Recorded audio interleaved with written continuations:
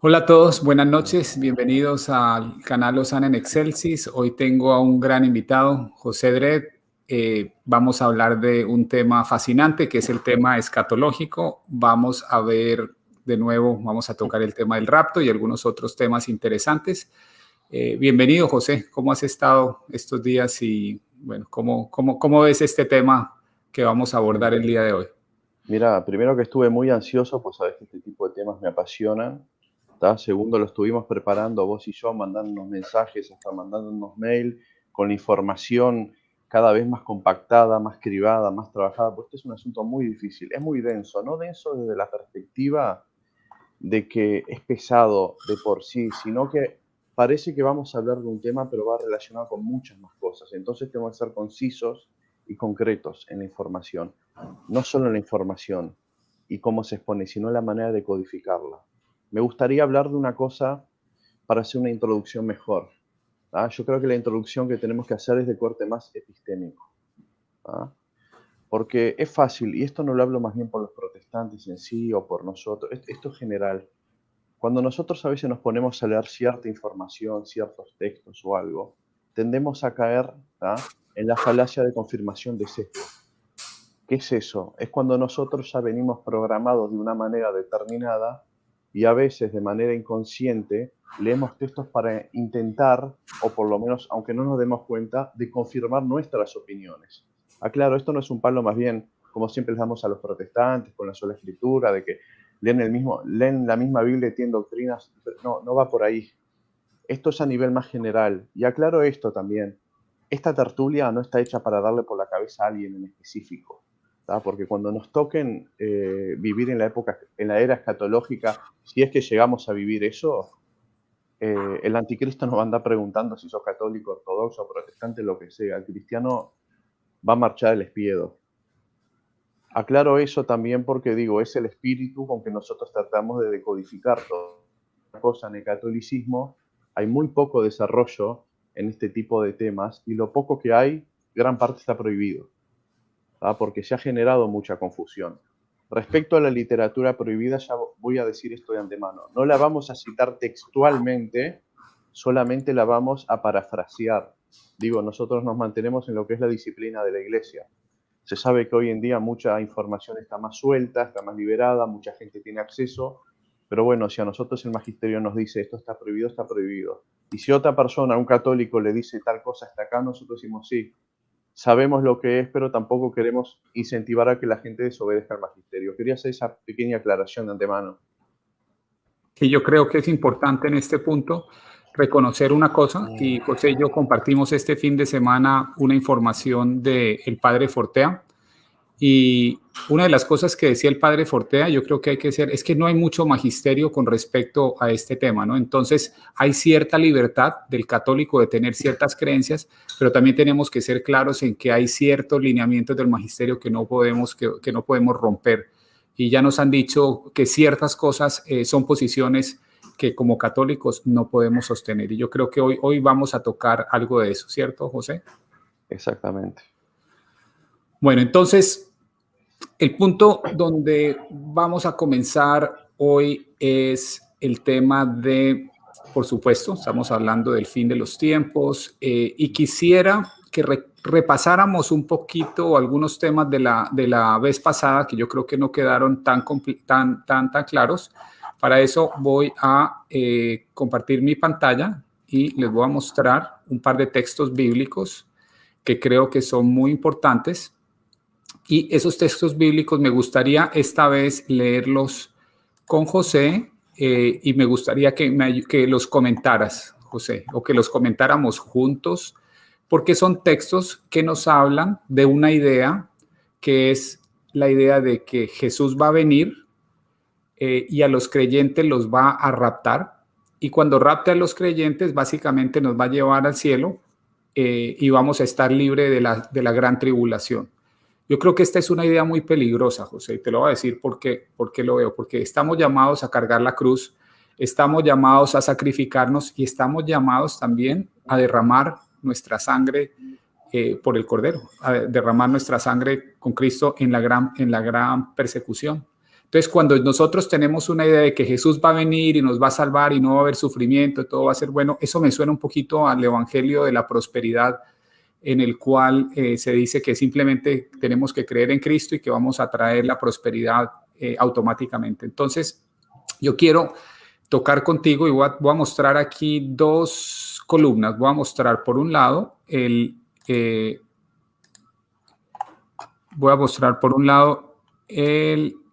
déjeme ver aquí, se me descuadró y lo tenía súper bien cuadradito. Voy a mostrar el latín por un lado y voy a mostrar el español por el otro. Entonces, José, voy a empezar a leer la primera carta a los tesalonicenses, capítulo 4. Voy a leer un poquito y me gustaría en algunas partes parar y hacer que me ayudes a comentarla. A ver, ¿qué opinión tienes tú al respecto de este pasaje? ¿Qué es el pasaje clave de aquellos que creen en esa posición que les acabo de comentar? Que Jesús va a venir y nos va a raptar, nos va a llevar al cielo y entonces todos los que creemos en Él, vamos a evitar tener que pasar por la gran tribulación. Entonces dice así: la venida del Señor. Pero no queremos, hermanos, que ignoréis acerca de los que duermen, para que no os entristezcáis como lo hacen los demás que no tienen esperanza. Porque si creemos que Jesucristo murió y resucitó, así también Dios traerá con él a los que durmieron en Jesús. Por lo cual os decimos esto por la palabra del Señor, que nosotros los que estemos vivos y que permanezcamos hasta la venida del Señor, no precederemos a los que durmieron. Y aquí vienen los pasajes clave. Y aquí tengo el latín a la derecha. Pues el Señor mismo descenderá del cielo con voz de mando, con voz de arcángel y con la trompeta de Dios, y los muertos en Cristo se levantarán primero. Entonces nosotros los que estemos vivos y que permanezcamos seremos arrebatados juntamente con ellos en las nubes al encuentro del Señor en el aire, y así estaremos con el Señor siempre. Por lo tanto, confortados unos a otros con estas palabras. Entonces, la pregunta, José, y voy a jugar aquí al abogado del diablo. La pregunta que te hago es que parece que la posición protestante de algunos hermanos protestantes, no todos, con el tema de los que creen en el rapto, cosa que es muy común aquí en Estados Unidos, donde yo vivo, pareciera que tiene algo de cierto, porque dice que seremos arrebatados juntamente con ellos en las nubes al encuentro del Señor. Entonces, ¿tú qué me puedes decir, José, sobre esta posición y sobre este versículo en particular? Y si quieres nos podemos mover a Mateo 24 como quieras, pero ¿qué es lo que nos dice inicialmente la lectura de este pasaje? Mira, te la voy a hacer bien sencilla. Acá es lo que hablaba originalmente de la falacia de confirmación de sesgo, porque nosotros tenemos que tener todas las piezas de rompecabezas para hacer un juicio más justo y más objetivo. ¿Ah? Primeramente la palabra arrebatamiento, ¿no? Arrebatado en griego es arpazo, ¿no? En infinitivo, y en latín acá vos ves que es rapremio. ¿Tá? Hay una cosa que es muy interesante, que hay que tomar en cuenta. Yo acá no quiero hablar a nivel de semántica solamente, porque si no se puede decir, creen lo mismo, pero con palabras diferentes. No, porque el asunto es un poco más complejo de lo que se piensa.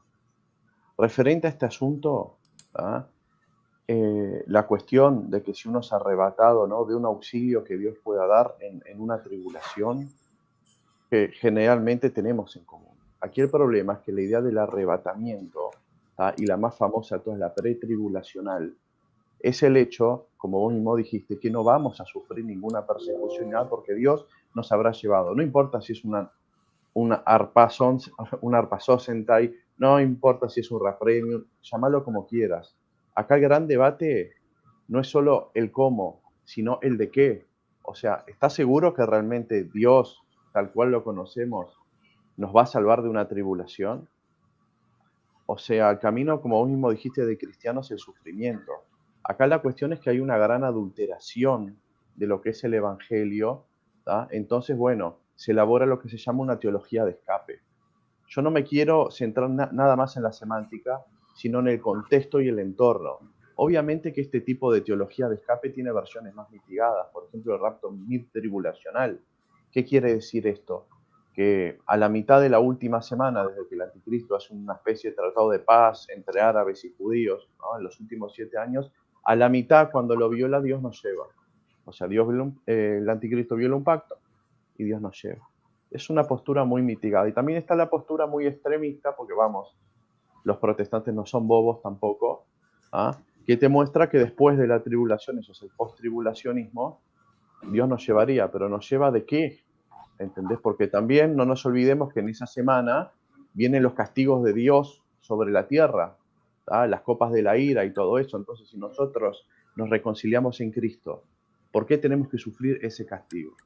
La cuestión es tener un discernimiento de qué Dios nos va a salvar, ¿tá? Porque por un lado es una adulteración decir que vamos a parar de sufrir, pero por otro lado es otra adulteración a la palabra de Dios, decir que Dios nos va a llevar y todavía después de haber sufrido la ira de Él, ¿cierto? Que nos reconciliamos. Entonces lo que yo quiero hablar de que esto no es una cuestión meramente semántica, a veces tendemos a ver el árbol, pero no vemos el monte. Yo quiero que veamos el monte en especial. ¿Ah? Esa es la primera aclaración que quería hacer. Sí, me parece muy bien. Entonces, ¿te parece si vamos por un segundo a un texto que es el texto de Mateo y lo interpretamos? Porque hay un tema, al menos a mí, que me parece muy interesante y se lo voy a dejar a la audiencia para que lo tengan allí en su bolsillo, porque lo vamos a tocar con José. Miren uno de los temas, aquí vamos a hacer una crítica a la posición del rapto.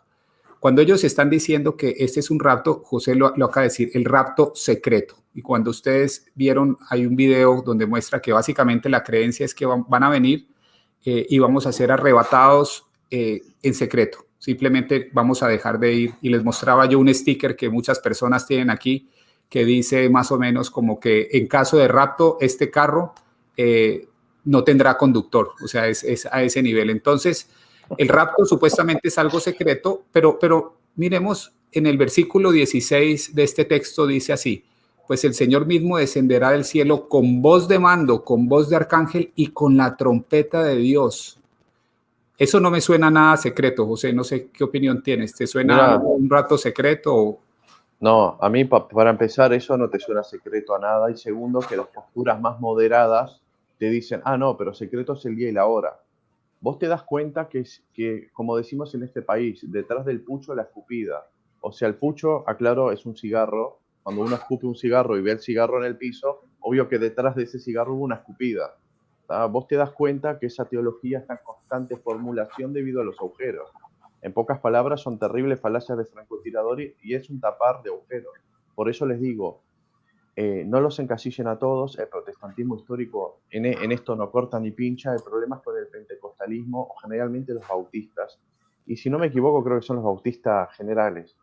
Si me llevo a equivocar, pido perdón también en eso. Aclaro eso, es algo muy conflictivo, es algo en constante reestructuración, ¿tá? Por eso hay que tener tacto quirúrgico para hablar con ellos. Seguimos nomás. Bueno, entonces, un versículo que no expliqué en mi capítulo pasado sobre el rapto es, acordémonos de esto, ¿no? Los cortes de capítulos son una invención medieval, simplemente para facilitar la lectura de la Biblia, pero en el texto original esos cortes no existen. Entonces, estamos en el capítulo 4, pasamos al capítulo 5, en la carta no hay cortes y sigue hablando el apóstol Pablo de este tema escatológico. Dice bien. Dice lo siguiente, ahora bien, hermanos, con respecto a los tiempos y a las épocas, no tenéis necesidad de que se os escriba nada, pues vosotros mismos sabéis perfectamente que el día del Señor vendrá, así como un ladrón, como un ladrón en la noche, que cuando estén diciendo paz y seguridad, entonces la destrucción vendrá sobre ellos repentinamente, como dolores de parto a una mujer que está encinta y no escaparán. Mas vosotros, hermanos, no estáis en las tinieblas para que el día os sorprenda como ladrón, porque todos vosotros sois hijos de la luz e hijos del día, no somos de la noche ni de las tinieblas.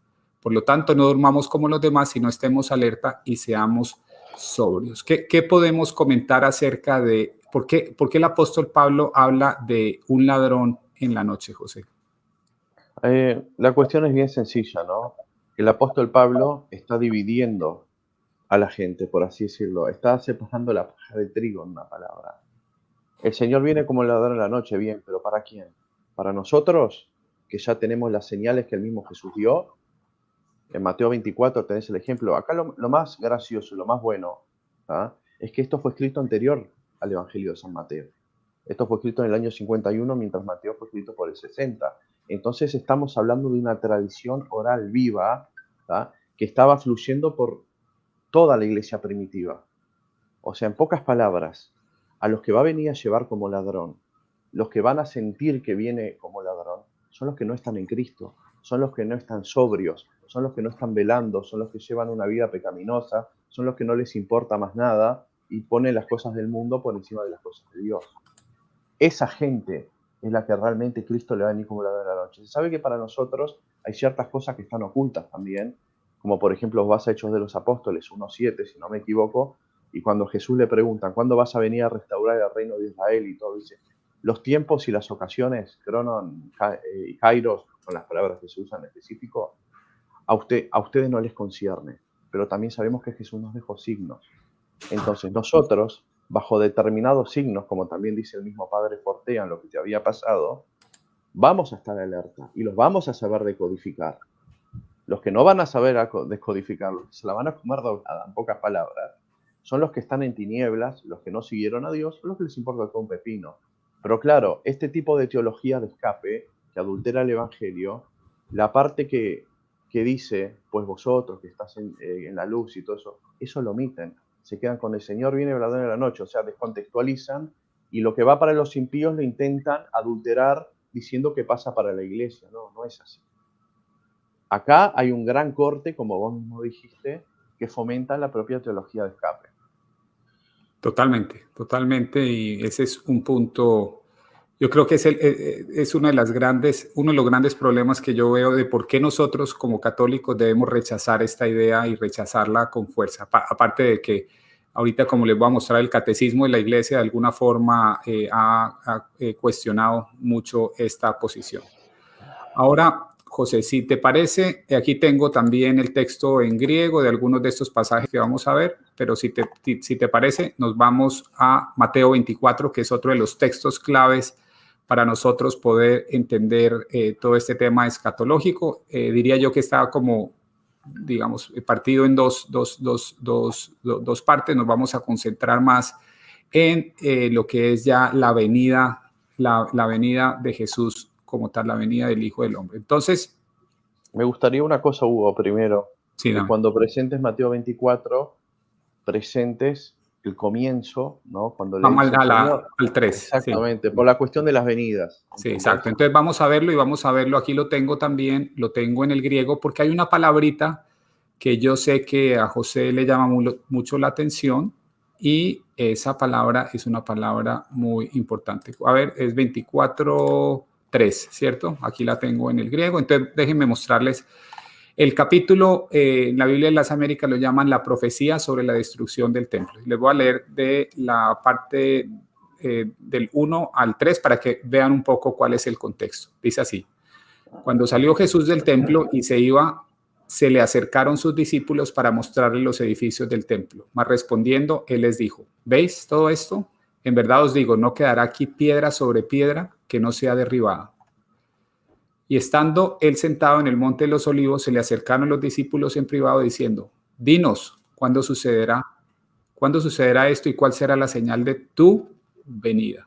Y aquí hay una nota de traducción, ahora la vamos a ver. ¿Cuál será la señal de tu venida y de la consumación de este siglo? Entonces, si ustedes quieren, hay una herramienta que se llama un interlinear que nos muestra el texto en español, pero nos muestra el texto también en griego, y lo tengo aquí en la pantalla y básicamente es el mismo texto que acabamos de leer, pero en griego.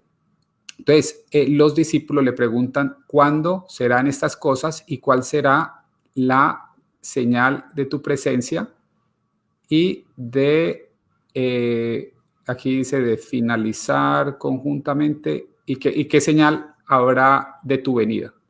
Y entonces aquí tenemos la primera de las palabras, es aquí es donde está parucía, José, en la 24:3. Exactamente. Ok.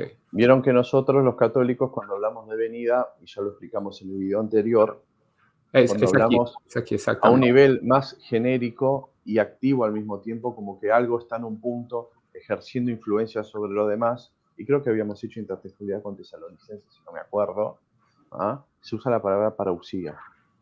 Pero también hay otras palabras en griego para decir venida, que la vamos a ver en el mismo discurso de Jesús al Monte de los Olivos. No es que estamos sacando textos de diferentes partes intentando hacer una especie de Frankenstein exegético. No, fíjense que después, más adelante, cuando veamos una venida de Cristo, que indica más movimiento, se usa otra palabra.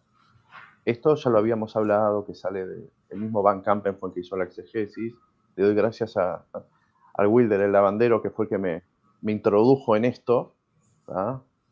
Tengo que hacer la mención honorable sí o sí, pero acá es donde se empieza a dilucidar el asunto de la venida, porque por falta de exegesis, y esto se dio más bien en el mundo protestante, hasta Van Campen, se hablaba de arrebatamientos múltiples y todo tipo de división en etapas, pero eso fue producto de no tener esa exegesis. Por algo la Biblia se usan palabras diferentes. El autor inspirado escribió diferentes palabras para decir un mismo término que hoy nosotros lo traducimos, pero en griego quiere decir cosas completamente diferentes. Seguimos. Okay, entonces dice así, entonces les repito, y ahí donde está la palabra parucía. Entonces, y estando él sentado en el monte de los olivos, se le acercaron los discípulos en privado diciendo, dinos, ¿cuándo sucederá esto y cuál será la señal de tu venida y de la consumación de este siglo? Entonces, voy a bajar un poquito porque él aquí habla de lo que se cree que es la destrucción del templo. ¿Quieres que arranco en la abominación de la desolación o voy más abajo, José? Yo creo que un poco más abajo, ¿cierto? Para sí. hablar un poquito. Ok, aquí está bien. Ok, dice. Perdón, voy aquí bajando. Ok, aquí voy a quedarme aquí, porque esta parte es bien interesante. Me parqueo en el versículo 35, dice, el cielo y la tierra pasarán, mas mis palabras no pasarán. Pero de aquel día y hora nadie sabe, ni siquiera los ángeles del cielo, ni el Hijo, sino solo el Padre. Porque como en los días de Noé, acuérdense del diluvio universal, así será la venida del Hijo del Hombre. Pues así en aquellos días antes del diluvio estaban comiendo y bebiendo, casándose y dándose matrimonio hasta el día en que entró Noé en el arca y no comprendieron hasta que vino el diluvio y se los llevó a todos. Eso me suena un poquito a lo que José decía, que hay dos tipos de personas. Hay los que son justos, los que creen en Jesús y los que llevan la vida de acuerdo a la ley que Jesús nos impone. Y hay otros que simplemente están dedicados al placer, están dedicados a pasarla bien, han olvidado completamente a su creador. Esos son los que están bebiendo y comiendo, casándose y dándose matrimonio. Y a esos es como decía José, que va a venir en cualquier momento esta situación y ni siquiera lo van a entender. Entonces, aquí viene Jesús y este es otro texto que utilizan aquellos que creen en el rapto para su posición. Pero vamos a ver cuáles son los problemas. Entonces dice así, entonces estarán dos en el campo. Uno será llevado y el otro dejado. Dos mujeres estarán moliendo en el molino. Una será llevada y la otra será dejada. Entonces, las personas que creen en el rapto dicen, sí ve, uno va a ser llevado en secreto y el otro va a ser dejado. Dice, dos mujeres estarán moliendo en el molino, una será llevada y la otra dejada. Por lo tanto, velad, porque no sabéis en qué día vuestro Señor viene. Ahorita vamos a ver esa palabra viene, que es qué palabra está usando. Pero comprende esto. Si el dueño de la casa hubiera sabido a qué hora de la noche iba a venir el ladrón. ¿Okay? Entonces tenemos un lenguaje similar al del apóstol Pablo. Hubiera estado alerta y no hubiera permitido que entrara en su casa. Por eso también vosotros estad preparados, porque a la hora que no pensáis vendrá el Hijo del Hombre. Entonces, José, a ver si te parece, ¿por qué no me voy? Estoy aquí en 24:30. 24:30 es el versículo que leímos. O hay un versículo aquí, dice, entonces aparecerá en el cielo la señal del Hijo del Hombre y entonces todas las tribus de la tierra harán duelo y verán que el Hijo del Hombre viene sobre las nubes del cielo con poder y gran gloria. Entonces, cuando yo voy allí, la palabra viene es una palabra distinta. Ya no es la palabra parucía, sino que aquí la vemos en el interlineal. La palabra es ergomai. ¿Por qué usa José? ¿Por qué se usan dos palabras para viene? Al principio que vimos utilizaba la palabra parucía y ahorita está utilizando la palabra ergomai. ¿Cuál es ¿Cuál es el sentido del uso de palabras distintas para una misma acción? Es el indicar movimiento, porque la primera palabra se habla a nivel, como dije, muy genérico, ¿tá? Sin descartar que eso que va a venir, no estamos hablando a nivel de objeto, sabemos que es Jesucristo, ¿tá? Ejerce influencia sobre los demás, pero en este caso estamos hablando de movimiento, ¿tá? Y la exegesis que podemos hacer con ergomai es cuando se destapan en Apocalipsis 6 los sellos. El mismo San Juan dice, vino el primer ser viviente y me dijo, ven. Entonces Juan fue. Vino el segundo ser viviente y me dijo, ven, ergomai, ven. Entonces lo que nosotros vemos es que mismo Jesucristo, o sea, ese objeto de estudio que tenemos, más allá de ejercer una simple influencia, se está moviendo. ¿tá? Se está moviendo para dar auxilio a su pueblo, que obviamente fue perseguido, se ocurrió una mención desoladora, ¿tá? Algunos fueron martirizados, y hay gente que está ahí que todavía no la mataron. ¿tá? Esto es muy interesante porque acá, digo, con una exegesis un poco más fina y contextualizada, la idea de rapto, y esta vez, como yo digo, no nos concentremos en la semántica, concentrémonos más bien en el significado, en el contenido de las palabras. La palabra rapto o arrebatamiento, como que arrebatamiento de una prueba de que no vamos a sufrir y no nos va a pasar nada, se cae por tierra. La misma exegesis te lo muestra, el mismo contexto te lo muestra, la misma epístola paulina y el evangelio te lo muestran. ¿ah? También se muestran que vienen de una tradición común, sino que Pablo escribió antes. Entonces acá las cosas empiezan a cuadrar un poco más y ya podemos empezar a descartar ciertas hipótesis teológicas que se ha hecho en el mundo protestante. Es más, el mismo Van Campen en su libro Rapto, que es otro libro aparte de la señal, mismo dice que hay seminarios, no me acuerdo si es el de Talbot, puedo estar fallando mi memoria, vos tenés que hasta hacer una confesión de fe de qué tipo de arrebatamiento vos crees. ¿ah? Estamos hablando, esto es un problema grave, porque esto ya no es una cuestión de opiniones, no está solo en el plano material, esto ya está en el plano formal. Pero esto es una cuestión de eclesiología también. Y como yo siempre digo, cuando venga el anticristo y venga a perseguir, no va a empezar a ver quién es católico, quién es protestante, quién es ortodoxo. El que no se le someta se la va a comer. Y la Biblia también nos muestra al mismo tiempo que hay gente que ni cristiana es, que bueno, que en algún momento se tendrá que convertir, por el simple hecho de que estas cosas fueron avisadas de antemano y el único camino que les queda es agarrarse de Dios. Y eso es para la gente que no haya recibido ese auxilio, que algunos lo llaman arrebatamiento. Sigamos nomás, sigamos. José, no sé si me gustaría hacerte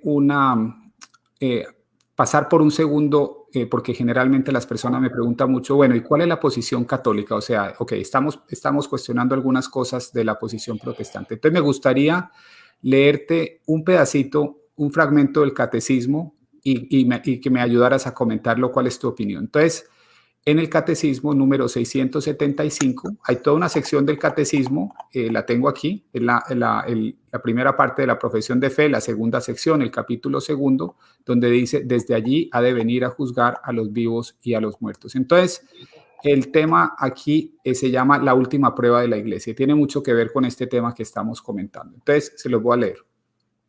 Antes del advenimiento de Cristo, y si quieren lo hago un poquito más grande para que todos lo puedan ver.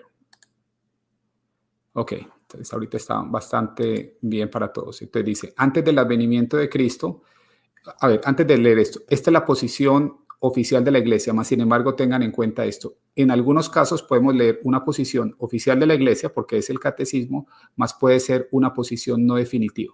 Ese es un punto importante. Puede ser que no haya un dogma o un papa no haya dado una posición definitiva, pero es la posición de la iglesia, y vamos a ver, José nos va a explicar que en algunos casos los papas nos han dicho, o el magisterio nos ha dicho, tengan cuidado con ciertas posiciones. Entonces veamos.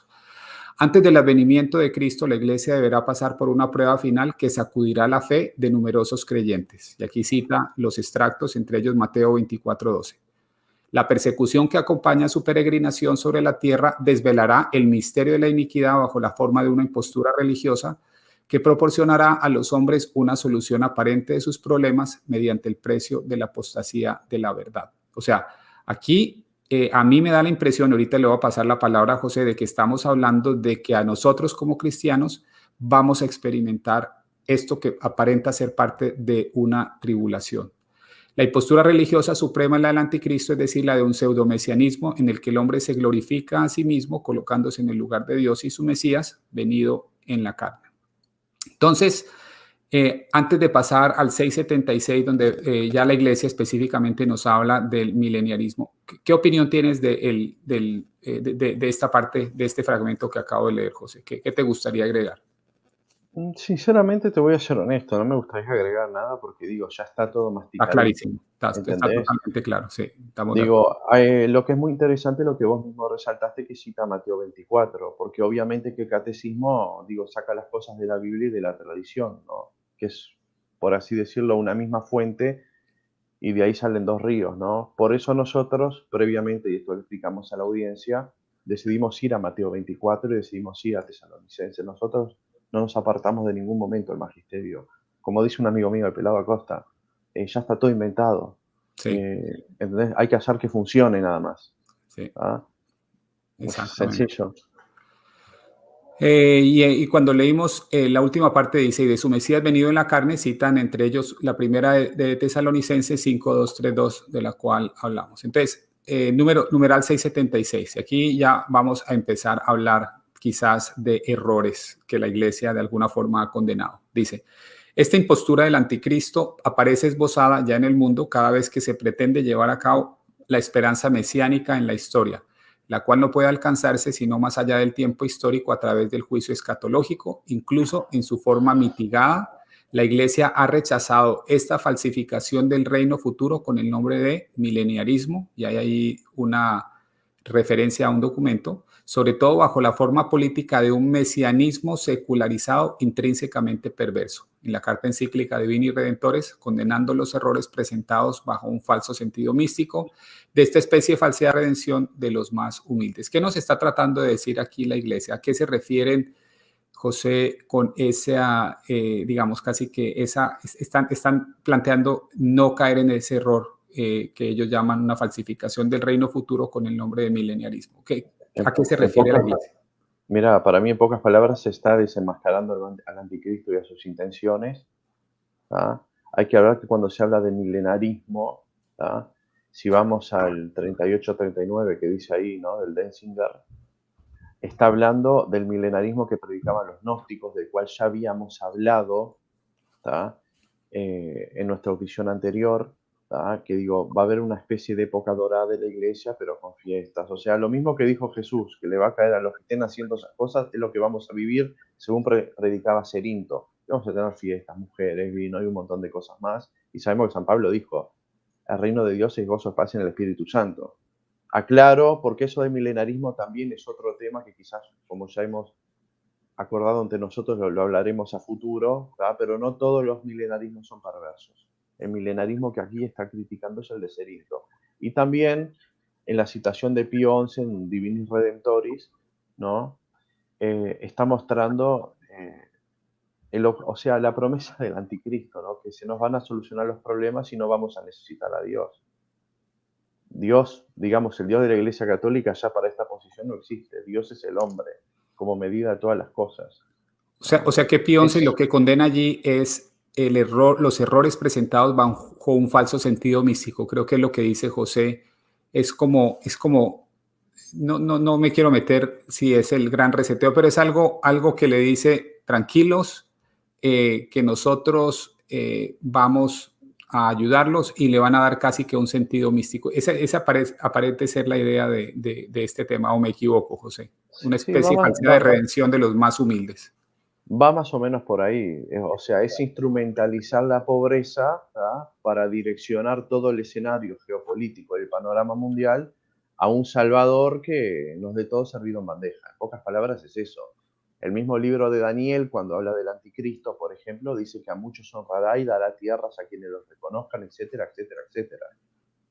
Va por ahí el sentido, ¿no? Podemos, si queremos saber más del anticristo, podemos ir al libro 11 del libro de Daniel, al capítulo 11 del libro de Daniel, que cuando se habla de Antíoco Epifanes, que sabemos que el mismo Jesucristo lo proyecta en Mateo 24, podemos ver una descripción o un tipo de anticristo.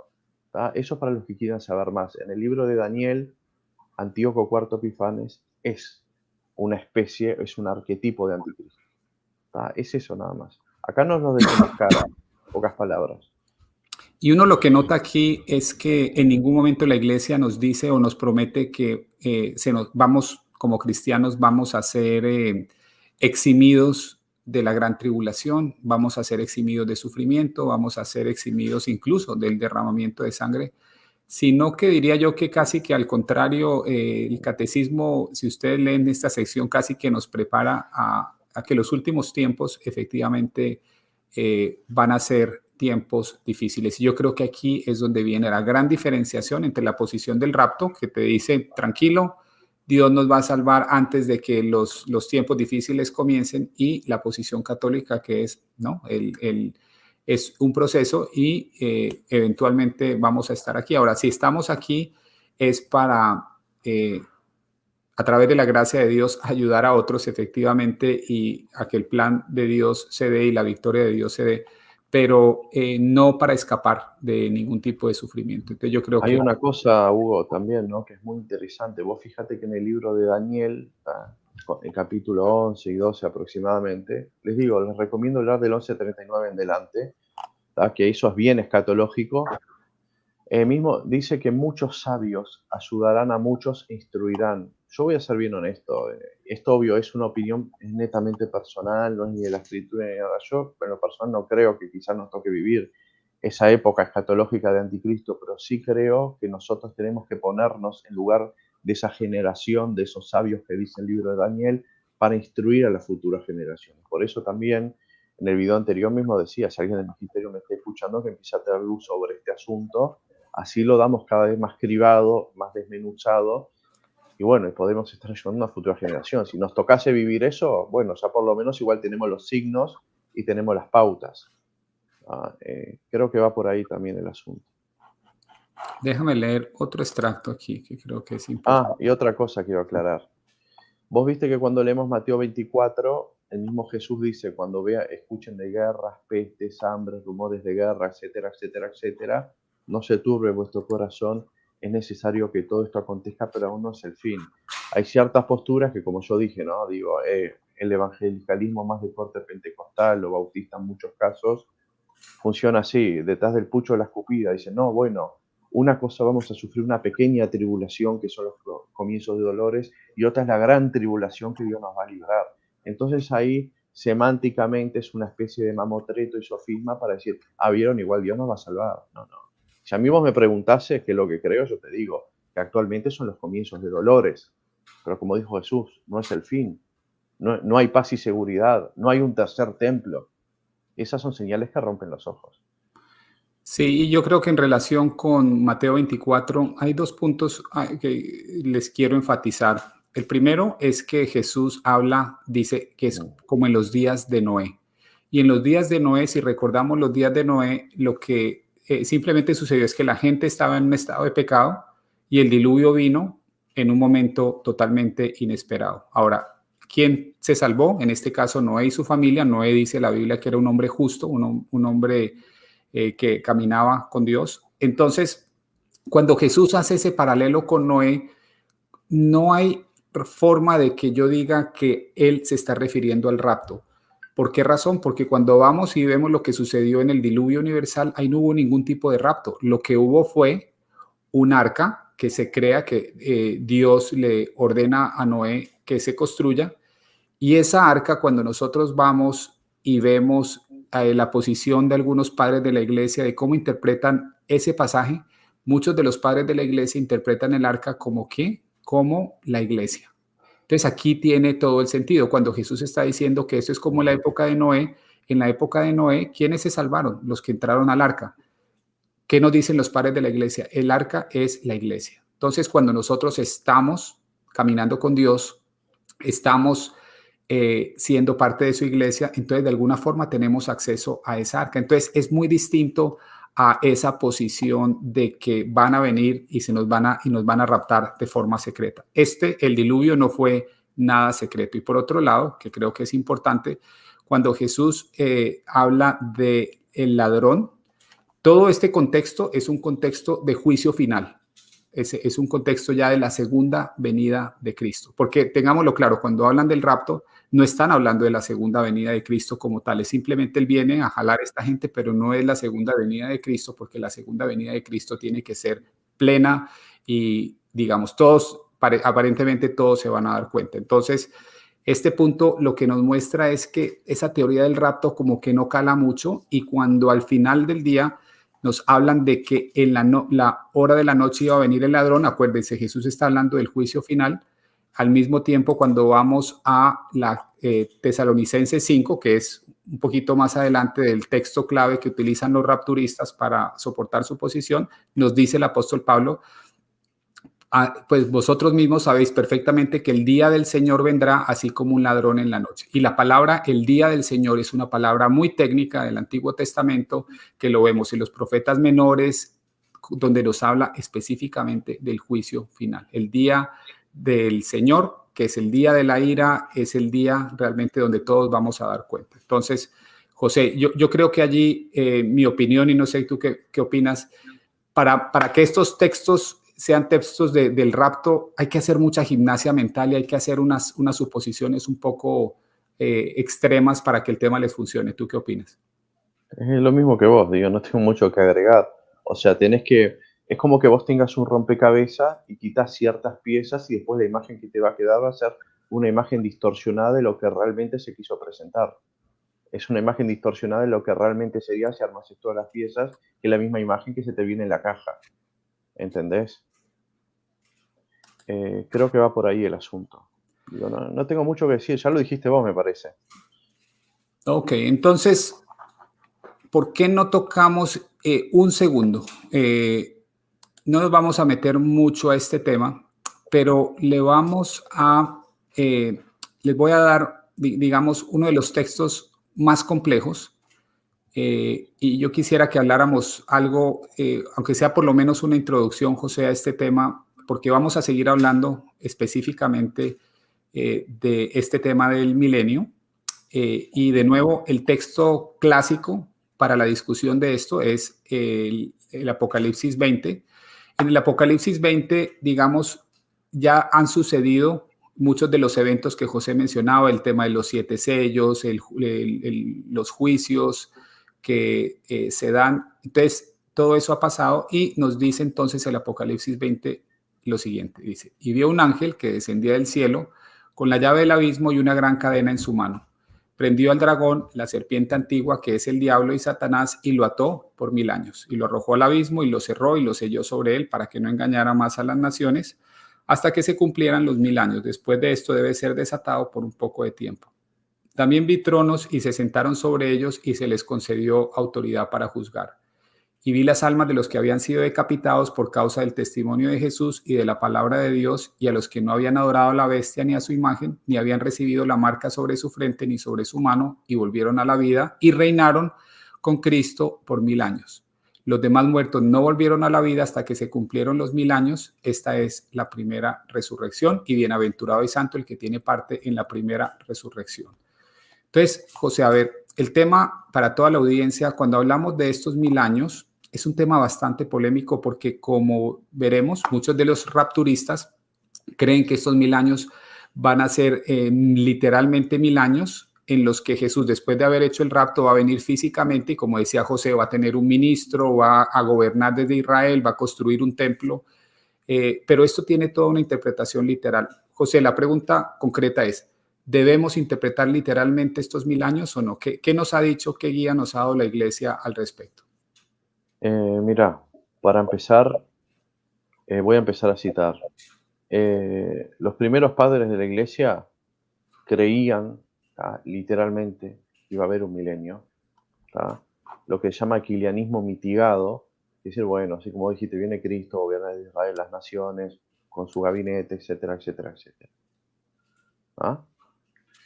Después del siglo IV, más o menos, quinto en adelante, empezó a cambiar todo. También hay que ver en el contexto que los padres interpretaban las cosas, cuál es el contexto político. Tampoco tenemos que creer que una interpretación más temprana es más ortodoxa que una más tardía. Les voy a dar el ejemplo, por ejemplo, de la Trinidad económica. Todos sabemos que la Trinidad la estudiamos en dos dimensiones. Una es la ontológica, referente al ser. ¿tá? Se sabe que siempre se creyó que el Padre, Hijo y el Espíritu Santo son el mismo Dios, pero cuando hablamos ya de lo ad intra, ¿tá? Por así decirlo, o sea, de cómo se maneja la Trinidad, tenemos que los primeros padres eran subordinacionistas. ¿tá? Creían que el Hijo y el Espíritu eran emanaciones del Padre, o que el Hijo fue creado en la eternidad, a diferencia del arrianismo que dice que fue creado en el tiempo, Espósito, Tertuliano, con Hermógenes, Atenágoras en defensa de los cristianos, al propio Justino Mártir. ¿tá? Pero ¿qué pasa? La Iglesia después empieza a instituir magisterialmente ciertos decretos, o sea, ya en los concilios de Cartago, después Nicea 325, que se hace ecuménico y es vinculante, y Constantinopla 381. Entonces nosotros vemos que el entendimiento de lo que es la economía interna de Dios fue cada vez siendo perfeccionada. Entonces lo posterior derogó al anterior, porque tenemos una instancia infalible, es un concilio ecuménico. Quiero dar todo este ejemplo previo para que no se caigan las falacias, decir, bueno, como los primeros creían en esto, esto tiene que ser lo correcto. No, no es correcto. Sino los que piensan así, dejen, en pocas palabras, dejen de ser trinitarios y háganse subordinacionistas. Háganse como algunos mesiánicos que hablan de agencias divinas. ¿tá? Por eso digo, es un tema muy complicado. Se cambió la postura. San Roberto Bellarmín, que es el gran articulador de toda la patrística y escatología y el gran refutador del protestantismo, él dice que el milenio para él es algo simbólico que equivale desde Cristo hasta el anticristo, por así decirlo, que es una edad de la iglesia.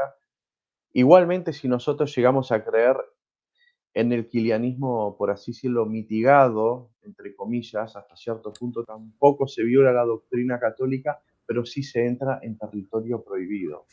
Y esa especie de kilianismo literal, después de la tribulación y todo eso, hay una variante que el mismo Castellani era partidario, que era que, bueno, que Cristo gobierna desde el sacramento de la O sea, hay varios tipos de kilianismo a lo largo de la historia. En los primeros siglos se decía kilianismo una creencia literal, pero después vemos que hay uno gnóstico, hay uno mitigado, hay uno más sacramental, que es el de Castellani. Por eso digo, es un tema muy complicado. Si a mí vos me preguntás realmente qué crees, yo estoy en un blackout. Este tema y todo lo que vos y yo venimos estudiando a mí me excita al máximo. Porque como dije la otra vez, el mismo Bellarmín, que tiene una formación mejor que nosotros, una cercanía a mejores manuscritos con mayor fidelidad, que puso a todos los santos padres a la par uno del otro, que hizo exegesis en griego, que hizo exegesis en hebreo, llegó a esa conclusión, pienso que es algo muy fiel. Lo otro no ha de descartarse. El único que lo va a descartar y decantar va a ser el magisterio. Pero a mí me llega hasta el límite. Pienso que Bellarmín es doctrina bastante segura. Y aquí, para resumir, lo que nos está diciendo José es que sí, efectivamente muchos de los padres de la iglesia eran premilenialistas, o sea, ellos pensaban que efectivamente iba a venir Jesús a gobernar antes de lo que es el juicio final, pero la posición de San Roberto Bellarmín es que básicamente el milenio no es un milenio, no es un milenio literal, es simplemente un periodo. Y si no estoy mal, José, y me confirmas, San Roberto Bellarmín dice que ese periodo, ese milenio no literal, o ese periodo empieza desde la venida de Jesús hasta, digamos, en el caso nuestro, hasta el día de hoy. ¿Es correcto? Sí, sí. Sí. Entonces, Sí. este tema del milenio es un tema que, como muy bien dice José, es un tema en el cual pueden haber distintas posiciones. Lo que tenemos que cuidar es efectivamente no caer, por supuesto, en ninguna de las condenaciones que hace la Iglesia. Pero, José, en esto tenemos cierta libertad, ¿o no? Tenemos cierta libertad de movernos un poco, aunque, como dice José, uno debería irse a unas aguas, digamos, seguras, como es la teología de San Roberto Bellarmín, que muy, como lo explicas, es el mejor articulador o uno de los mejores articuladores de la doctrina católica, y él tiene una posición muy clara a este respecto. Entonces, creo que definitivamente estoy de acuerdo contigo, y estos son temas se pueden volver súper complejos, en temas interpretativos. Pero lo quería traer a colación por el hecho de que es muy importante que ustedes se den cuenta de que cuando estamos hablando en este tema del rapto específicamente, nos damos cuenta de que hay dos elementos. Primero, hay un elemento de forzar unos versículos a que digan algo que realmente no dicen. Cuando uno lo lee dentro del contexto, es forzar esa palabra y casi que torturar el texto para que diga lo que ellos quieren decir. Y por otro lado, el otro tema es que el tema del milenio ellos lo toman como un tema literal. Y cuando ellos lo toman como un tema literal, no hay nada en el texto que me diga que yo debo tomar el tema literal, como cuando vimos el capítulo sobre el tercer templo. Ellos también toman el tema de la construcción del tercer templo como algo literal, pero no hay nada en el texto que me diga que yo debo tomar eso como algo literal, y no hay nada en el texto en Ezequiel 38, perdón, en Ezequiel 40-48 que me diga que, o que Dios le pida a los israelitas que construyan un templo. Entonces, ese es el tipo de problemas interpretativos que vemos en la posición que comparten muchos hermanos protestantes, y parte del objetivo de estos capítulos es que si ustedes tienen interacciones con protestantes, lo que queremos José y yo es que ustedes no caigan en los mismos errores. Y si bien hay mucha libertad para creer en ciertas cosas, no podemos caer en errores que de alguna forma o han sido condenados por la iglesia, o son errores flagrantes que si bien no han sido condenados por la iglesia, pues digamos que de alguna forma casi que contradicen la posición católica. Y a mí me preocupa, José, porque yo sé que en Estados Unidos, digamos, con la popularidad que han adquirido algunos de estos libros, se llama la serie Being Left Behind, todo este tema se ha popularizado y desafortunadamente hay que reconocerlo, hay muchos católicos que creen que la idea del rapto, de que está bien ser católico y tener una idea de que el rapto va a ser una realidad. Entonces, ese es como el tema, José, no sé qué opinión tienes. Sí, mira, yo te voy a decir algo, ¿no? Lo que voy a pasar a continuación va a ser un raconto dentro del mundo protestante de rapto pretribulacional. Generalmente, esto es lo que tengo que agradecer a Pablo Benítez, un amigo mío que es pastor, que él me cedió material, ¿no? Me cedió un estudio de la historia del rapto por Ed Hinson y Mark Hitchcock, ¿ah? Cito los autores, que ellos mismos aseguran que la cuestión de rapto pretribulacional no es un invento de John Darby por 1825, 1830 aproximadamente, sino que ya desde antes el protestantismo venía predicando. ¿Ah? Acá hay ciertos datos interesantes. Hay citas patrísticas, ¿ah? Ireneo, Tertuliano, Cipriano, que ellos cuando se ponen a hablar de la tribulación y todo ese tipo de asuntos, ¿no? Toman los textos de Mateo 24 como que los transcriben, pero acá la cuestión no es solo la transcripción, porque si no podemos caer en la falacia sesgo de confirmación. Decir, viste, acá está hablando. No es está hablando. Acá la cuestión es la explicitación de los propios textos. Es como quien me dice, por ejemplo, yo estudio la Biblia y veo la Trinidad. Mirá, es imposible ver la Trinidad en la Biblia porque no hay ningún fenómeno en este mundo, ¿no?, inteligible que vos puedas comparar la Santísima Trinidad. Por eso todas las comparaciones que hacemos son imperfectas. ¿Cómo vos vas a intentar decodificar algo que vos no tenés un margen comparativo?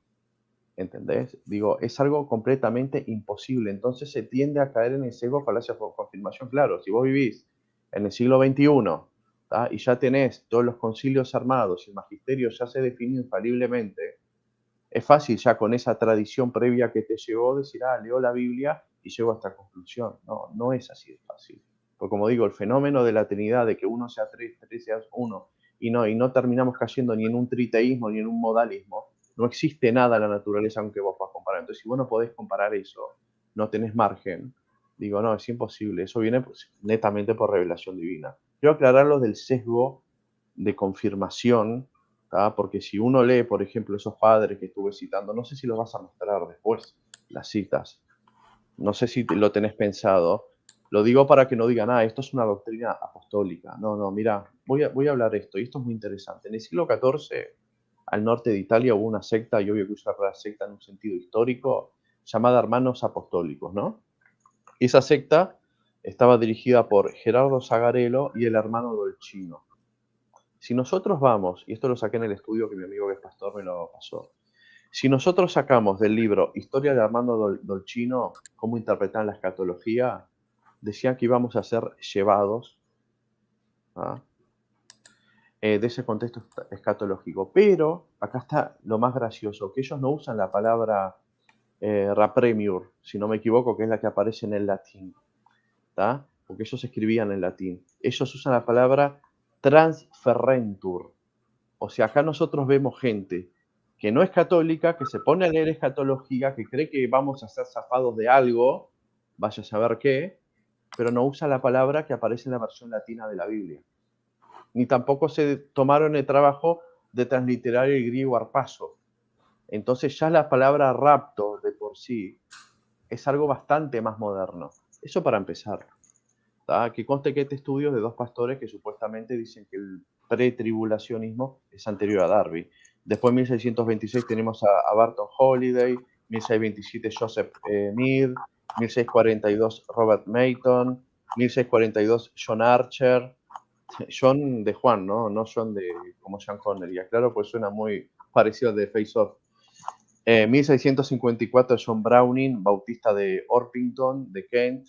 Él era tribulacionista. Fíjense lo que hablamos de las mitigaciones también, que a la larga es lo mismo. A ver, el objetivo de esta doctrina, por así decirlo, de esta adulteración, es que vos no vas a sufrir.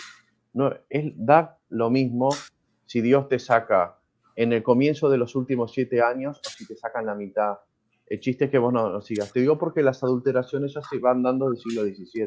En 1665 tengo acá a William Sherwin, Jonathan Edward en el siglo XVIII, y ahí el postmilenarista, este es un caso también muy extraño, ahí ya vemos el otro extremo, porque como yo mismo dije antes, los protestantes no son estúpidos tampoco, ¿no? Digo, se puede ver en la Biblia, si vos lees completamente, sin cortes, ¿tá? Que vos vas a pasar una tribulación y vas a pasar después la abominación desoladora. El problema es que, claro, quizás faltaron herramientas exegéticas para saber en qué momento. Y a decir qué momento estamos hablando de signos, no hablamos de día y de hora. Aclaro eso también, ¿no? A veces dice, no, nosotros hicimos rapto secreto porque no sabemos el día y la hora. No, no.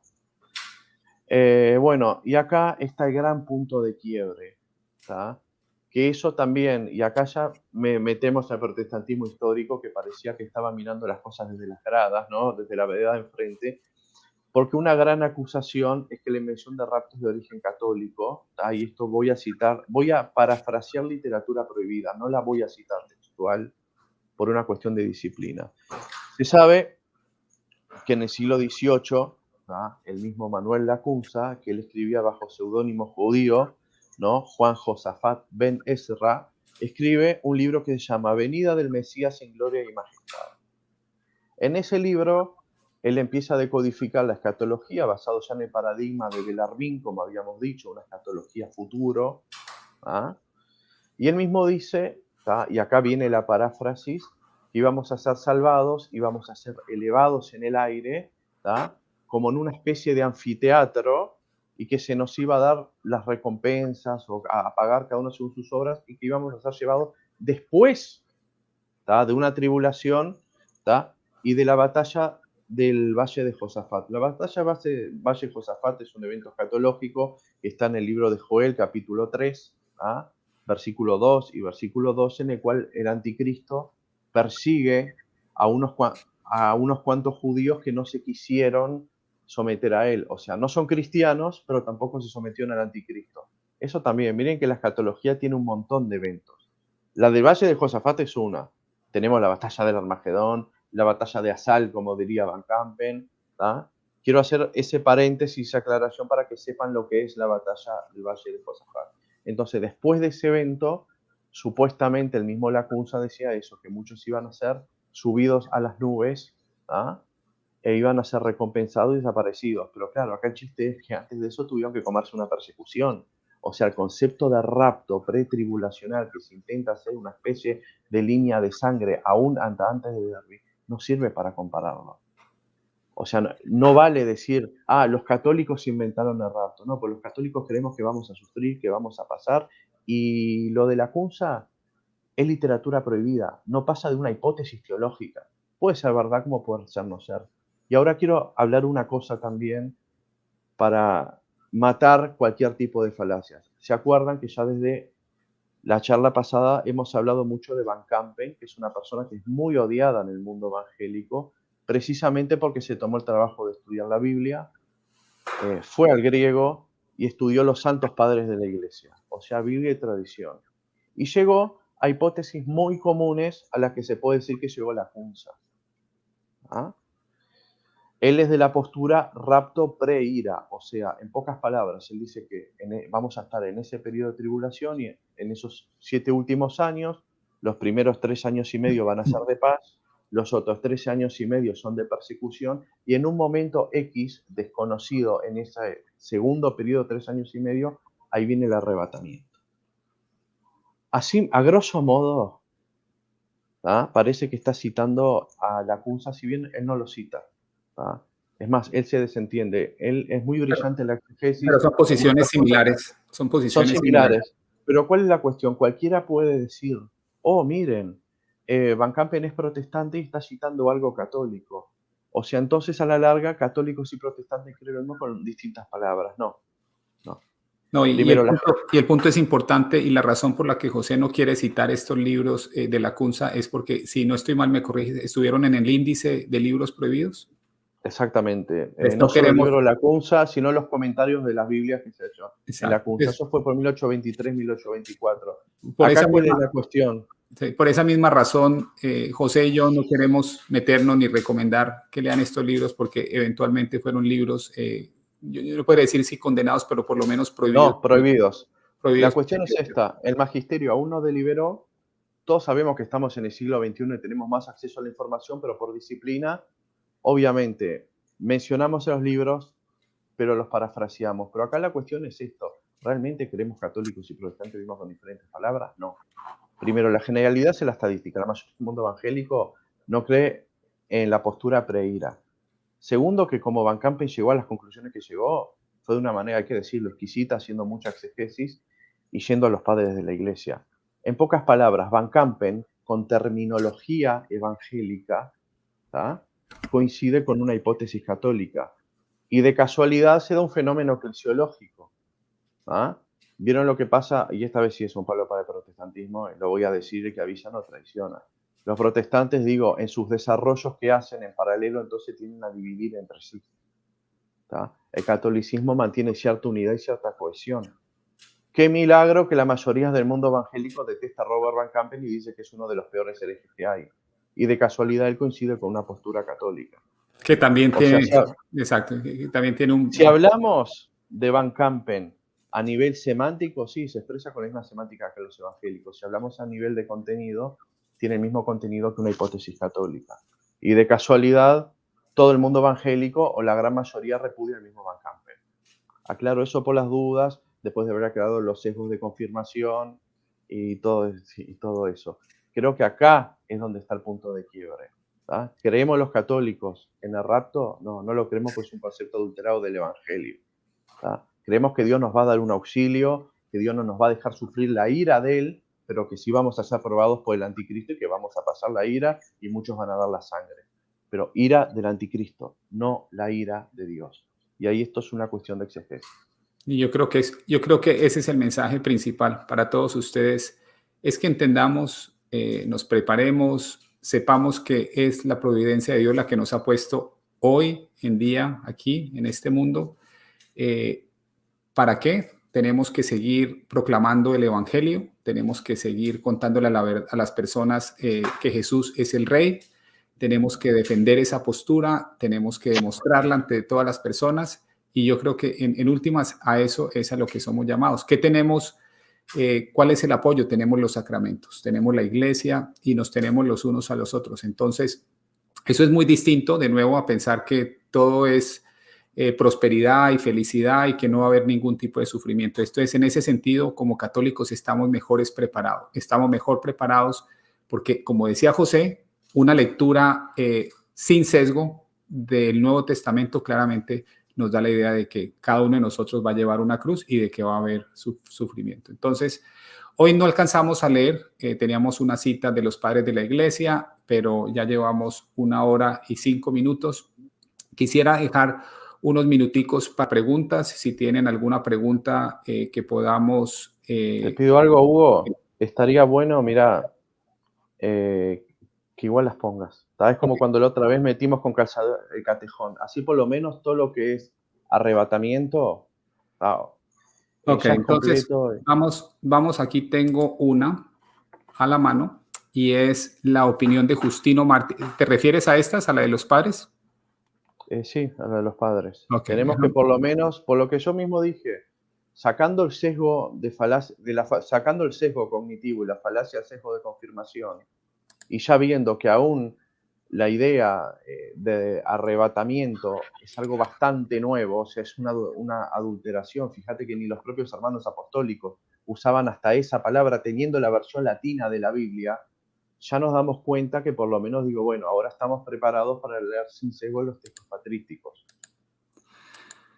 entonces vamos a comenzar aquí, vamos a leer algunos de estos textos. Voy a comenzar con Justino Martí, si no estoy mal. En su diálogo con Trifón, en el número 80, él empieza a hablar de la opinión de Justino sobre el mileniarismo y las herejías cristianas. Entonces voy a leer, dice así. Trifón replicó, ya te he dicho, amigo, que te esfuerzas, déjenme volverlo un poquito más grande para que lo puedan ver sin problema. Ok, quedé muy abajo, un segundo, aquí voy. Trifón replicó, ya te he dicho, amigo, que te esfuerzas en ser persuasivo, permaneciendo adherido a las Escrituras, pero dime ahora, ¿realmente confiesan ustedes que ha de restablecerse ese lugar de Jerusalén? Y esperan que allí ha de reunirse su pueblo y alegrarse en compañía de Cristo con los patriarcas, los profetas y los de nuestra raza, los que se hicieron prosélitos antes de la venida de su Cristo. ¿O es que llegaste a esa conclusión solo por dar la impresión de que nos ganabas de todo punto en la discusión? Trifón es el judío, le hace esta pregunta al padre de la iglesia, Justino Mártir. A lo que yo dije, no soy yo tan miserable, oh Trifón, que diga otra cosa de lo que creo. Yo antes te he declarado que yo y muchos compartimos estos puntos de vista, de suerte que sabemos perfectamente que así ha de suceder, pero también te he indicado que hay muchos cristianos de doctrina pura y piadosa que no admiten esas ideas. Porque los que se llaman cristianos, pero son realmente herejes sin Dios y sin piedad, ya te he manifestado que solo enseñan blasfemias, impiedades e insensateces. Para que sepan que no solo digo esto delante de ustedes, lo saben, pienso componer como pueda una obra de todas las conversaciones tenidas con ustedes y ahí escribiré que confieso lo mismo que ante ustedes digo, porque más que a hombres o a enseñanzas humanas prefiero adherir a Dios y a las enseñanzas que de él vienen.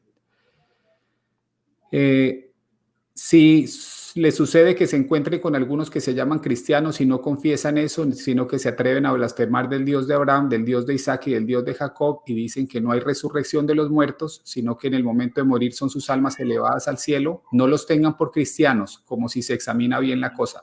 Nadie tendrá por judíos a los saduceos y sectas semejantes de los genistas, melistas, galileos, helenianos, fariseos y baptistas, y no se molesten en oír todo lo que pienso.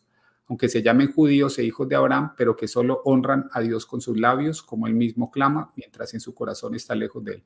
Un punto importante, Justino Mártir dice, si usted es cristiano y no cree en la resurrección de los muertos, definitivamente no debería llamarse cristiano. Entonces voy a Acá la cuestión Sí. importante, digo, es referente a qué momento va a ocurrir la resurrección. ¿No? Porque digo, estas citas patrísticas supuestamente dicen que va a venir la resurrección entre los muertos después de una gran persecución del anticristo y todo eso, y ahí después son elevados.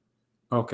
Es a Bueno. eso lo que quiero ir. Justino en esto Aquí dice, y no él es tan específico. precisamente lo dice aquí en el número 5, dice, yo por mi parte, como todos los cristianos perfectamente ortodoxos, no solo admitimos la futura resurrección de la carne, sino también 1000 años en Jerusalén reconstruida, adornada y engrandecida, como lo prometen Ezequiel, Isaías y los otros profetas. Entonces aquí queda muy claro que Justino Marte tenía una posición que podemos llamar premilenialista, José.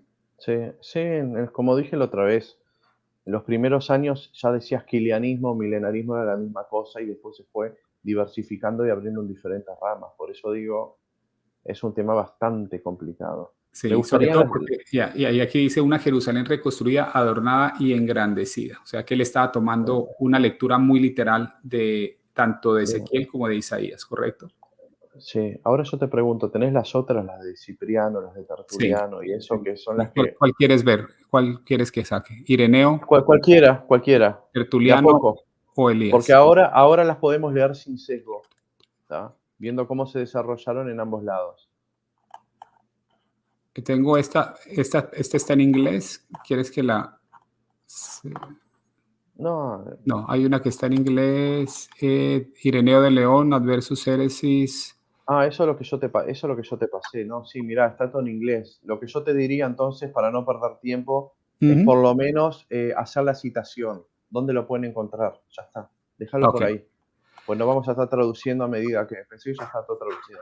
Ok, entonces tengo algunos textos patrísticos donde se refieren al milenio y lo voy a poner como en las notas del video. Sí, Está la... más que al milenio, al arrebatamiento, ¿no? Ok, O a lo que los protestantes se agarran para decir que hay arrebatamiento. Obvio, eso con un sesgo de confirmación previo. Es eso más bien. ok. ¿Cuáles serían esas Para, citas? yo las digo, las citas y ya está. Ya. No te preocupes. Ireneo de León, Adversus Aeresis, libro 5, capítulo 29. Cipriano de Cartago, Sí, tratado 7. Acá está. Cirilo de Jerusalén, lectura catequética 15-19. Y Constituciones Apostólicas del siglo IV, predicción sobre los hechos futuros, capítulo 32. Esos son los textos. ¿Tá? Los pueden ir, los pueden buscar, sin sesgo. Van a ver que digo, la idea que normalmente se dice hay un arrebatamiento, no es precisamente lo que los evangélicos pentecostales pretribulacionistas dicen. o ¿Tá? sea, Sencillo. es una posición esencialmente distinta, Sí, sustancialmente distinta. exactamente. O sea, se puede hablar con lenguaje similar. Obvio que Ajá. en inglés es un phrasal verb, es catch up. Ahí dice cut up, seremos tomados. Jalados También, hacia arriba, sí. también quiero aclarar eso, pero bueno, como ya dije en el pequeño raconto anterior al mismo Darby, fíjense que hasta los hermanos apostólicos de Italia, teniendo la propia Vulgata, y ya que eran tan literalistas, ni siquiera usaban la palabra arrebatamiento. Y De ya que acuerdo. tanto el protestantismo es muy de ir a las bases textuales del idioma original y todo eso, tampoco vemos muchas citaciones de la palabra arpazo.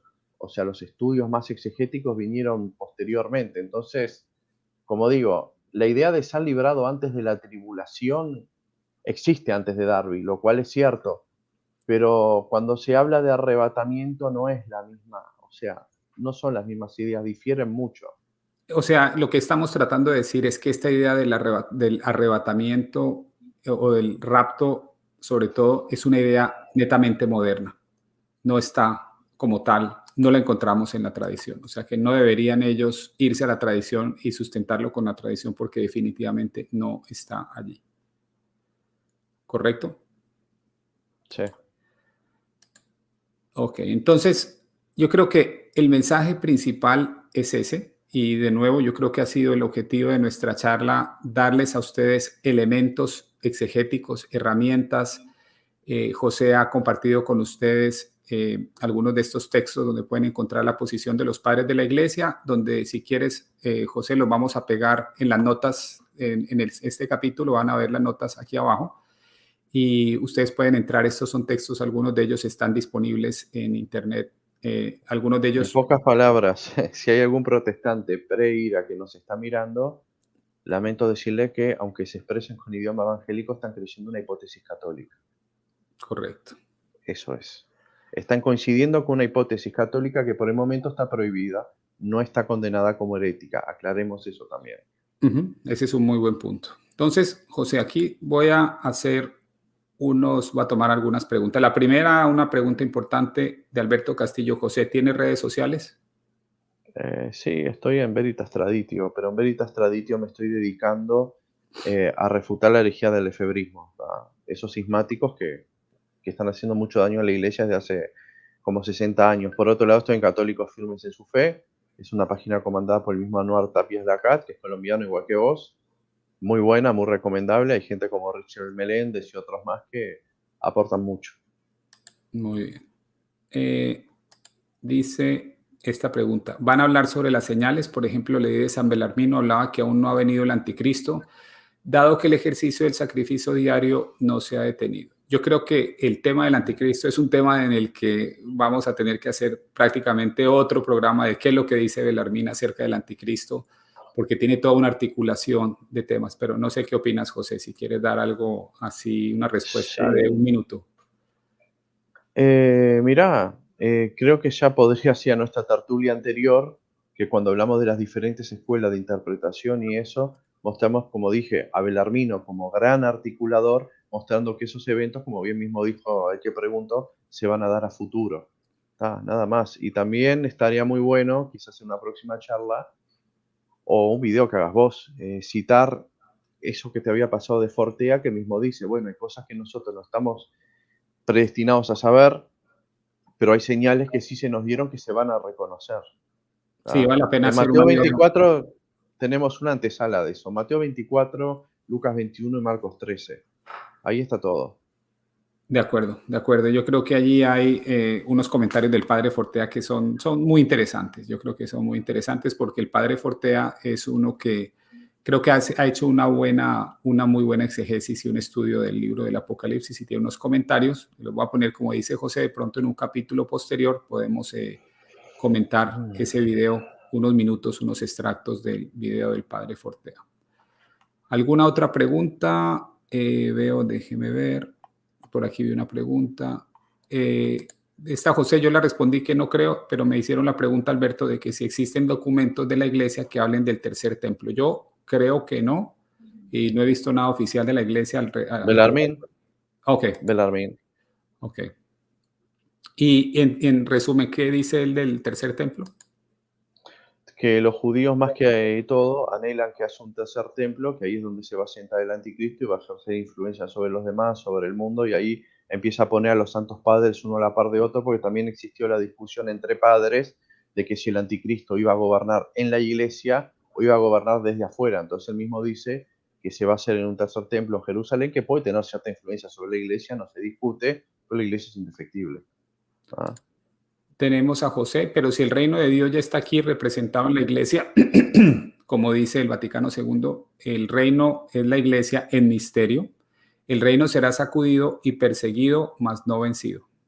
Yo creo que sí. Para mí ese es el mensaje del libro del Apocalipsis. O sea, vemos una tribulación, vemos una lucha, una batalla, pero la batalla está ganada. Y yo creo que tenemos que entrar a la batalla con esa idea de antemano. O sea, la batalla está ganada. Que va a Esto ser es una lucha de resistencia, más bien, como Exacto. decía un amigo mío, Pablo, ¿no? Sí. También, que fue el que me siguió el estudio de los protestantes. No importa cuántos goles te haga el demonio, lo que importa es que vos aguantes el partido hasta el final. Así de sencillo. El mismo Jesús dijo, mi reino no es de este mundo. Punto. Pero obviamente que de a poco se va a ir siendo visible. Obvio que antes de que ese reino se haga visible, vamos a tener que pasar todo eso, ¿no? Vamos a estar andiados como el trigo. Dice José, o sea que la tribulación la padecerán los justos y los pecadores, los primeros para seguir a Cristo con su propia cruz para sufrir y los segundos para ser juzgados y condenados. Yo pensaría que Eso sí, pero depende, eso sí, depende, porque digo, en ese último periodo de 7 años, por así decirlo, cuando el anticristo empieza a perseguir y se autoproclame Dios, los que vamos a sufrir somos los justos. Van a y sufrir. es lo que Los otros van a sufrir yo la iba, ira de Dios eso es después lo de que que yo iba a nosotros añadir. seamos sacados, después de que Dios nos haya auxiliado y nos haya librado, después de que hayamos sido probados, ahí es cuando viene todo el castigo, las copas de la ira y todas las pestes que tira el Apocalipsis. Y Eso, ahí es la exegesis exquisita que hizo el mismo Van Campen, está refutando a todo el mundo evangélico. yo ¿Qué? coincido plenamente de que lo que yo añadiría es que la persecución va a ser probablemente a los cristianos más que Sí, sí. a cualquiera. O sea, Primero nosotros, por el anticristo, después los otros se las van a comer, pero de parte de Dios. sí. Quizás algún no cristiano se pueda llevar algo al anticristo, y sí, porque va a haber gente que no va a ser cristiana, pero tampoco se va a someter al anticristo. Entonces, bueno, sí, hay un término medio, sí, lo hay, ¿cómo no? Pero bueno, acá tenés dos opciones. De acuerdo. Dice Sean, habría que hacer la distinción entre el final de los tiempos ahora y el fin del mundo post-parusia. Esa distinción de final de los tiempos y el fin del mundo, ¿tienes algo que comentar al respecto? Porque ahí, digamos que esa es casi que una uno escucha a algunos de los que creen en el rapto diciendo que el final de los tiempos es antes del No, rapto. mirá, Sí, vamos a hacerla sencilla, cortante, palabra de Jesús, Mateo 24. Estamos ahora en los comienzos de dolores, pero aún no es el fin. Teman cuando digan paz y seguridad. Así de sencillo, no hay que dar mucha vuelta, mucho malabar. Los textos son muy explícitos. Comienzo de dolores. Punto. de acuerdo, totalmente de acuerdo. Bueno, José, creo que ha sido un episodio muy interesante. Bueno, aquí hay uno solo rapidísimo. ¿Cuál es la diferencia entre el juicio personal y el juicio universal? Yo lo que entiendo es que en el juicio personal uno mira, se le van a mostrar los errores y quizás algunas de las cosas que uno hizo, pero en el juicio final lo que va a hacer Dios es desplegar toda la historia de la salvación y nosotros vamos a ver de alguna forma casi que por qué se dieron las cosas como se dieron y vamos a ver la gloria de Dios y digamos todo el plan, toda la providencia, cómo obró ese plan de salvación y esa victoria. Pero no sé, José, si tú tienes una opinión distinta. Mirá, lo que te puedo decir, a ver, lo estoy buscando acá, sencillamente. Que vayan por el 1030 aproximadamente del Singer? catecismo. Ah, No, ok, no, del sí. catecismo. Ok, El 1030 habla de purgatorio. Más arriba, más abajo, les estoy dando de referencia, porque estoy citando mucho de memoria, se habla de juicio particular, ¿tá? O el tribunal de Cristo, que va a ser las recompensas que nosotros recibamos más allá después de la salvación que tenemos, ¿tá? Eso es algo más bien para nosotros. Después, cuando sea el juicio ante el gran trono blanco y están todos los muertos de pie, bueno, ahí va a ser algo más universal, pues va a ser prácticamente la vista de todos. ¿Tá? Porque digo, va a haber un juicio que toda la humanidad va a pasar. Todo el mundo se va a arrodillar y confesar que Jesús es el Señor, para la gloria a Dios Padre. Muchos se van a condenar, muchos no, pero también se sabe que nosotros los cristianos estamos exentos de la condenación del infierno si es que logramos salvarnos. Pero bueno, Dios nos va a mostrar las cosas buenas y malas y nos va a recompensar conforme a ello. Eso es lo que se llama juicio particular o tribunal de Cristo, ¿no? de acuerdo. Y eso lo pueden encontrar entonces en el catecismo, como bien lo dice José, en el 1021 aparece, aquí lo tengo aquí a la mano rapidísimo, Bien. en el 1021 aparece y dice así: la muerte pone fin a la vida del hombre como tiempo abierto a la aceptación o rechazo de la gracia divina manifestada en Cristo. El Nuevo Testamento habla del juicio principalmente en la perspectiva del encuentro final con Cristo en su segunda venida, pero también asegura reiteradamente la existencia de la retribución inmediata después de la muerte de cada uno como consecuencia de sus obras y de su fe. La parábola del pobre Lázaro y la palabra de Cristo en la cruz al buen ladrón, así como otros textos del Nuevo Testamento, hablan de un último destino del alma que puede ser diferente para unos y otros. Y aquí viene el punto. Cada hombre, y la respuesta específica a la pregunta de Alberto, cada hombre después de morir recibe en su alma inmortal su retribución eterna en un juicio particular que refiere su vida a Cristo, bien a través de una purificación, bien para entrar inmediatamente en la bienaventuranza del cielo, bien para condenarse inmediatamente para siempre. Y dice, a la tarde te examinarán en el amor. Es un texto de San Juan de la Cruz en Avisos y Sentencias. Entonces creo que este texto, como lo relata José, resume muy bien y digamos, toda esa sección del catecismo nos da mucha luz al respecto de qué es lo que va a pasar, cuál es la posición de la Iglesia en este respecto. Entonces, bueno, muchísimas gracias a todos los que han estado en línea con nosotros. Ha sido un programa un poquito largo, pero yo siempre quiero aprovechar a José que podamos sacar el máximo provecho de su conocimiento.